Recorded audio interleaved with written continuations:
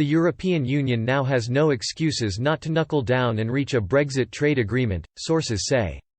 Brussels must stop dragging its feet and wake up to the fact that the UK is an independent country if trade negotiations are to succeed, an insider warned as talks continue this week. Prime Minister Boris Johnson had hoped the outline of a free trade deal would be completed this month, but the EU is accused of failing to agree on the more straightforward areas first. Britain now wants both sides to get to work on the texts of agreements, prior to the Brexit transition phase finishing at the end of the year. A government source said, "Obviously everything needs to be up for discussion, but it makes no sense to have everything going at the speed of the most difficult issues. Now they need to adapt their approach to make sure talks throughout the summer don't suffer from unnecessary roadblocks." Britain insists that now the EU's epic budget negotiations are wrapped up, there are no excuses not to knuckle down in pursuit of a Canada-style trade agreement. A sticking point is EU demands on state aid. Britain regards Brussels' position as egregious and says an independent country would never accept such strictures.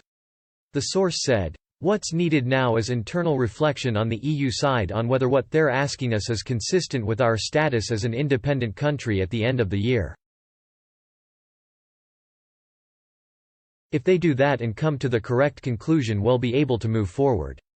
Tory Brexiteers are happy for the talks to continue, confident that under negotiator David Frost there is no danger of Britain agreeing to the oversight of the European Court of Justice.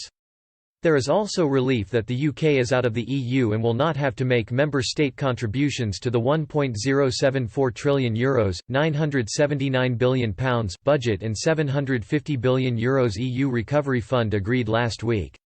It is understood in Whitehall that if the UK had remained a member it would have been expected to make a contribution of around €60 billion to the post-coronavirus recovery fund, although this could have been subject to the British rebate and the UK may have received funds itself from the scheme.